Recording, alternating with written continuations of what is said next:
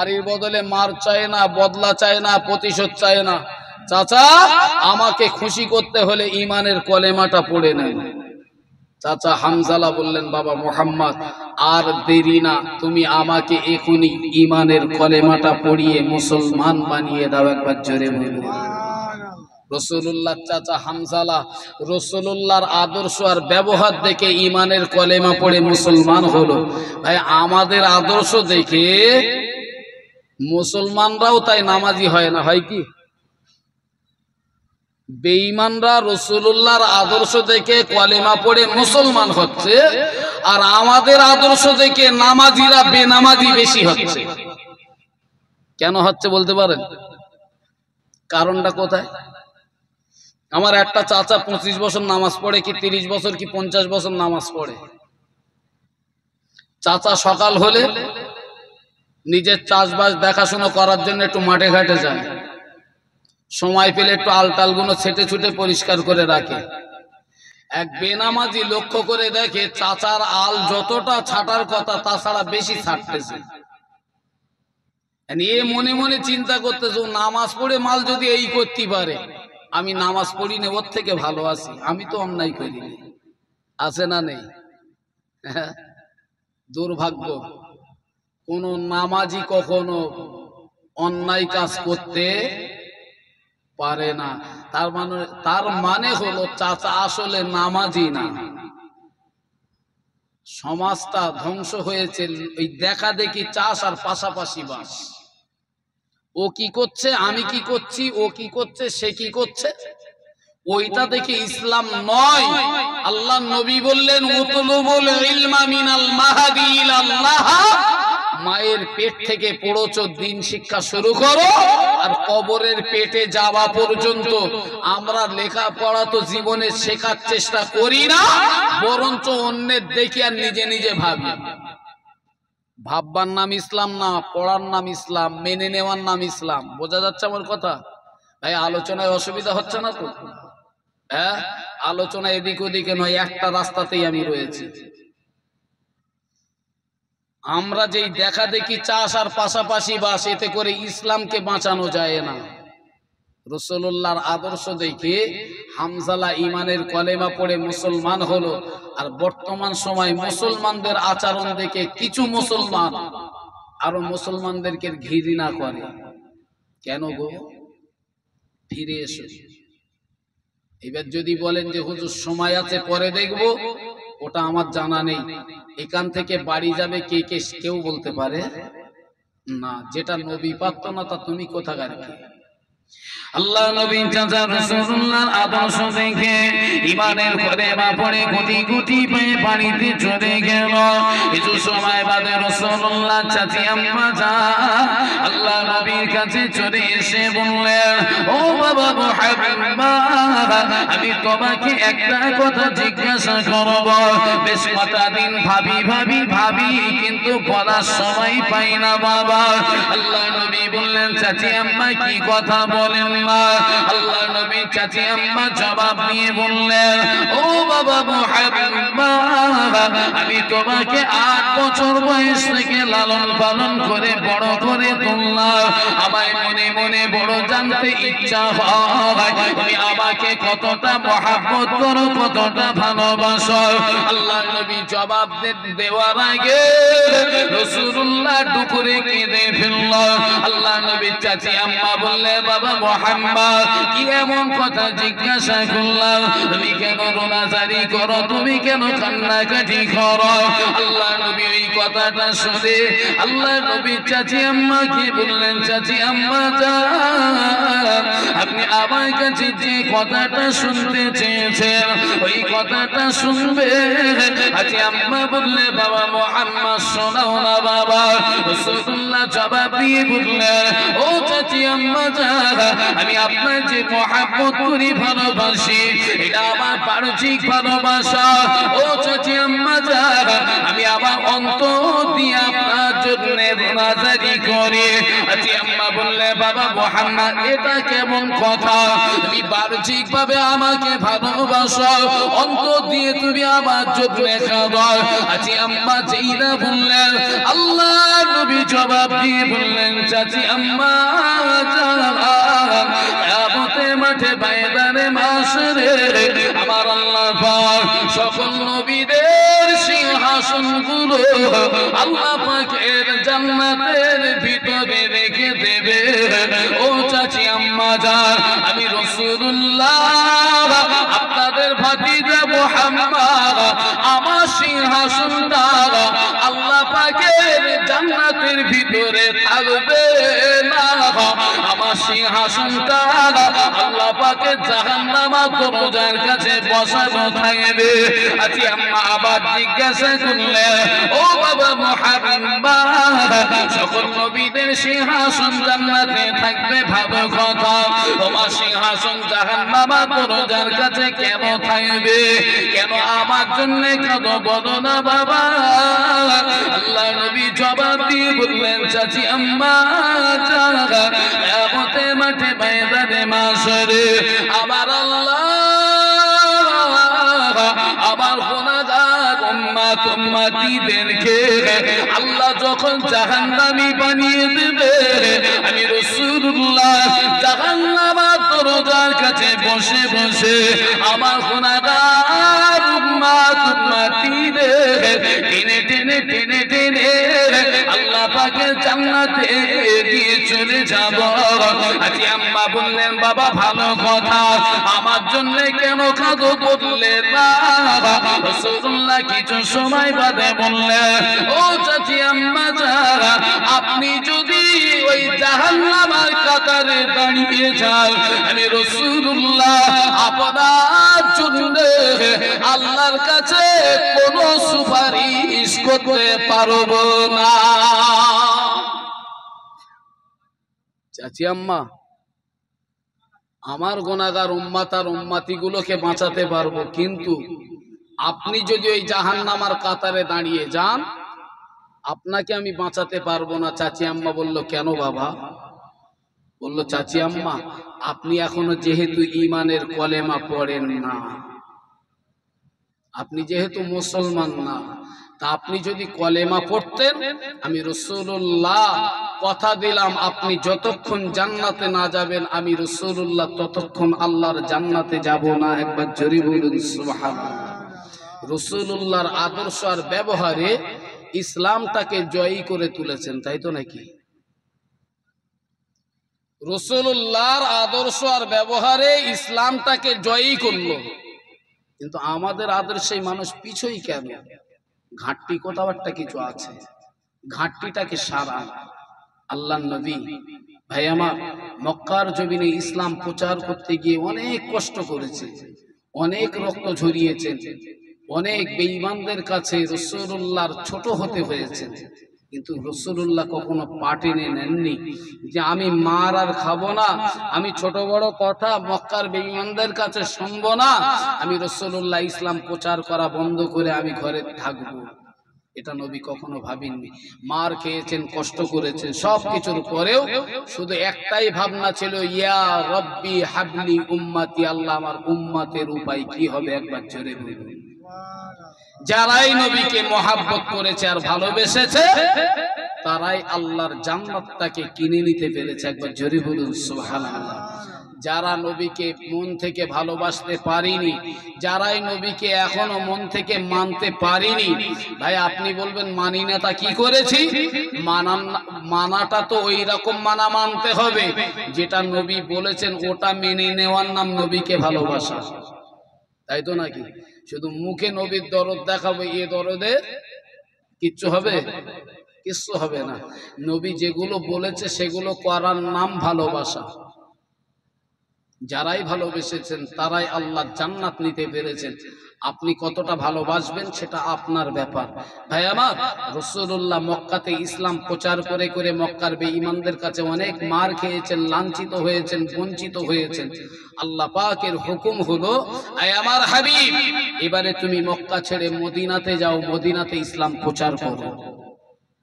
ভাই রাসূলুল্লাহ যখন মক্কা থেকে হিজরত করে মদিনাতে যাচ্ছেন, মক্কার যে সমস্ত সাহাবা সাহাবীরা ছিল এরা সবাই পাগল হয়ে গেল যে মক্কাতে নবী নাই ওই মক্কাতে থাকবো না, আমরাও মদিনায় যাব। একবার জোরে বলুন। যেখানে নবী দেখতে পাবো না ওই মক্কাতে আর থাকবো না, আমরাও মদিনায় যাব। আর এই গ্রামের কিছু মানুষ বলছে ওরা ঋতুবন্যা ভাড়া করলো না, আমরাও মজলিসে যাচ্ছি না। ওরা মেয়ে মদ্দা এক জায়গায় বসালো না, আমরাও মজলিসে যাচ্ছি না। তোমরা কারা গো? মক্কার সাহাবা সাহাবীরা বললেন যে মক্কাতে নবী নাই ওই মক্কায় থাকবো না, মদিনায় যাব। আল্লাহর নবী বললেন যে জায়গায় আল্লাহ এবং আল্লাহর নবীর কথা আলোচনা হয় ওই জায়গাতে স্বয়ং রাসূলুল্লাহ হাজির থাকলেও থাকতে পারেন। ভাষাটা ভালো করে বুঝবেন। আমি বলছি না যে নবী আছে, আল্লাহর নবী বললেন আমি থাকলেও থাকতে পারি, নাও থাকতে পারি, ব্যতিক্রম ছেড়ে দিলাম। রাসূলুল্লাহর এই কথাটা থাকতেও পারে নাও পারে, ছেড়েই দিলাম। ভাই এতে কোনো সন্দেহ নেই, এতে কোনো ভেজাল নেই। আল্লাহর নবী বললেন যে জায়গায় আল্লাহ এবং আল্লাহর নবীর কথা আলোচনা হয় ওই জায়গাতে আল্লাহর ফেরেশতা থাকে। একবার জোরে বলুন সুবহানাল্লাহ। নির্ভেজাল সত্য কথা, আল্লাহর ফেরেশতা এখানে আছে। মন কি চায় না যে একটু ফেরেশতাদের সঙ্গে বসে আসি? চাবে কি? আসলে প্রথমে একটা গল্প বলেছিলাম, বুখে গোজাত।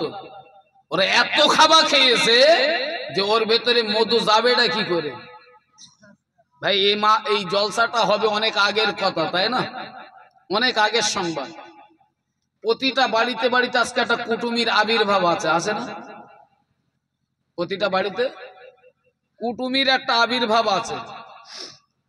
একটা দুটো পাঁচটা করে কুটুম কম বেশি বাড়িতে বাড়িতে আছে। আমার মাঝে মাঝে ভাষা খারাপ হয় এদের জন্য, এরকম মনে হয় জন্মেও খাওয়া হয় না। এরা দাওয়াত করেছে জলসা শোনার জন্য আর গেলার জন্য বাড়ির দরজা ছাড়ে না। এরা যে এত গেলা গেলবে এই গেলার জন্য বাড়ির দরজা ছাড়ে না। আর বাড়িওয়ালা কটা মহা চিন্তায় পড়েছে, তাই তো কুটুম নেমন্তন্ন করেও ভেদাল বিপদে পড়ে গেলাম যে এরা যাচ্ছে না তা আমরা যাই কি করি, তাই না? ভাই বাড়ি কুটুম রেখে কেউ আসতে পারে? এখন কুটুমগুলো যদি বাড়িগুলো দখল করে আর বাড়ির লোকগুলো যদি বাড়ি ছেড়ে দেয় তা মনে মনে ভেবতে চাই তো কুটুমরা কি বলবেন তার ঠিক নেই, কুটুমরা কি বলবেন তার ঠিক নেই। আসলে ওরা তো কুটুম না, ওরা কুকুর। ওরকে জ্ঞান বিবেক বুদ্ধি সব মরে গেছে। যদি মরে না যেত ওরা অন্তত ঘরটা ছেড়ে দিত যাতে বাড়ির লোকগুলো অন্তত জলসায় যেতে পারত।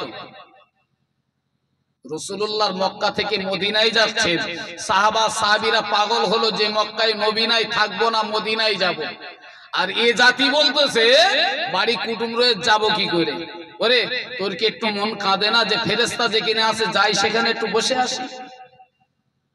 কুটুমগুলোরে হাতে না ধরে পায়ে ধরে বলছি, হয় ঘরগুলো ছেড়ে দাও, ওরকে একটু আসার সুযোগ করে দাও, আর তা না হলে তোমরা বাড়ি এখান থেকে বেরিয়ে বাড়িতে চলে যাও, আর তা না হলে জলসার মজলিসে এসো। আল্লাহর নবী সাহাবা আবু সালমা, রাসূলুল্লাহ যখন মদিনায় চলে গেল, আবু সালমা মক্কার একবার ও মাথায় যাচ্ছে আর একবার এ মাথায় যাচ্ছে, পাগলের মতন ঘোরাঘুরি করছেন। সাহাবারা জিজ্ঞাসা করলেন, আবু সালমা তুমি এত ছুটছো কেন? বলে আমি নবী দেখতে পাচ্ছি না, আমার কলিজার জ্বালা বন্ধ হচ্ছে না, আমি নবী দেখতে কোথায় গেলে ভালো হয় তাই করছি। সারাটা দিন ছোটাছুটি করে সন্ধ্যাবেলা বাড়িতে গেলেন। বাড়িতে গিয়ে বিবিকে বললেন, বিবি আমি আগামীকাল সকালবেলা মক্কায় শান্তি আর খুঁজে পেলাম না, আমি মক্কা থেকে মদিনায় চলে যাব। আবু সালমা বিবি বললেন, স্বামী আপনি একা কেন মক্কা থেকে মদিনায় যাবেন? আমিও নবী দেখতে পাই না, আমারও কলিজার জ্বালা বন্ধ হয় না, আমিও মক্কা থেকে মদিনায় চলে যাব। আপনি একা কেন যাবেন? আপনার সঙ্গে আমিও যাব। আবু সালমা বিবিকে বললেন, বিবি গো রাতের বেলা আমাদের মা সামাগুলো গুলো গুছিয়ে নাও, আগামীকাল সকালবেলা আমাদের ছোট একটা বাচ্চা 1 বছরের শিশুটাকে সঙ্গে করে নিয়ে এই মক্কা থেকে মদিনা আর জমিনে চলে যাব। আল্লাহ নবী সাহাবা আবু সালমা ভোর হয়ে গেল, বিবিটাকে ডেকে বললেন, বিবি গো জলদি করে চলো, মক্কা থেকে মদিনায় চলে যাব।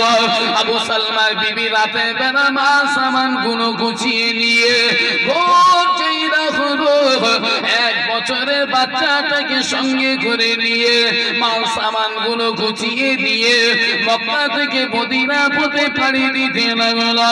অবশ্যই মালিকেরা মক্কা মদিনা বর্ডারের কাছে আবু সালমার আব্বা আম্মা আত্মীয় স্বজনেরা দাঁড়িয়ে রইল।